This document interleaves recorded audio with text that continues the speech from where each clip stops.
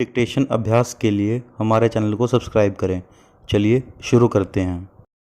प्रतिलेखन संख्या 87 मानक रेडी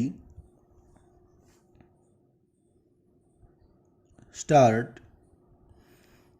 उपाध्यक्ष महोदय, सूचना प्रसारण मंत्रालय के प्रकाशन विभाग द्वारा प्रकाशित की गई 5 करोड़ रुपए से अधिक मूल्य की पुस्तकें गोदामों में धूल खा रही हैं।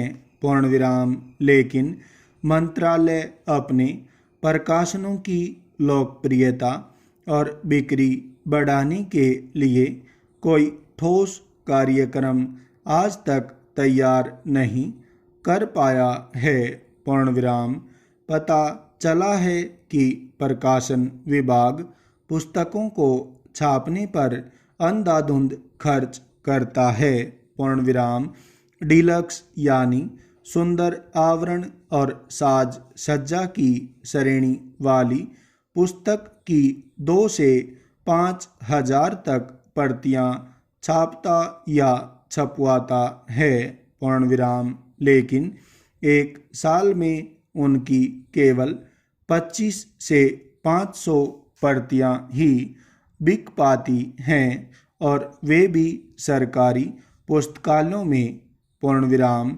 बड़ी संख्या में पुस्तकें बाहरी मुद्रकों से छपाई जाती हैं और इस स्थिति में प्रतियों की संख्या 2-3 हजार की बजाय 5 से 12 हजार तक पहुंच जाती है। पूर्णविराम। इसका कारण मुद्रकों से अधिकारियों का अच्छा खासा कमीशन मिलना बताया जाता है। पूर्णविराम। प्रकाशन विभाग के प्रकाशनों पर होने वाले खर्च और उनकी बिक्री से होने वाली आमदनी के संबंध में खोजबीन करने पर पता चला है कि हर साल कई ऐसी पुस्तकें प्रकाशित की जाती हैं जिनमें किसी पाठक की दिलचस्पी नहीं होती और पूरे साल में इन पुस्तकों की एक भी प्रति नहीं बिक पाती। पूर्णविराम। तो मैं पूछना चाहता हूँ कि आखिर ये पुस्तकें किसको खुश करने के लिए प्रकाशित की जाती हैं? प्रश्नवाचक। फिर हर वर्ष बदलने वाले आंकड़ों और जानकारियों पर आधारित संदर्भ ग्रंथ की 10,000 से अधिक प्रतियां अंग्रेजी और हिंदी में छापी जाती हैं। पूर्णविराम। यह संदर्भ ग्रंथ जब तक छपकर आता है तब तक उसमें दिए गए आंकड़े 2 वर्ष पुराने हो जाते हैं, जिसका नतीजा यह होता है कि उन्हें कोई नहीं खरीदता और उन्हें रद्दी में ही बेचा जाता है। यह राष्ट्र के धन की बर्बादी नहीं तो क्या है? पूर्णविराम। सबसे आश्चर्य की बात है कि प्रकाशन विभाग के अधिकारी यह जानते हुए भी कि कई प्रकाशित पुस्तकों की एक भी प्रति नहीं बिकी, उनके न बिकने के कारणों को जानने की कोशिश नहीं करते और धड़ाधड़ दूसरी पुस्तकें छापने का आर्डर दे देते हैं। पूर्णविराम। इसके अलावा प्रकाशन विभाग की पुस्तकों की बिक्री व्यवस्था भी ठीक नहीं। पूर्णविराम। आज का जमाना विज्ञापन का है। पूर्णविराम। जब तक पुस्तकों का विज्ञापन नहीं किया जाएगा तब तक लोगों को उन पुस्तकों का पता नहीं चलेगा।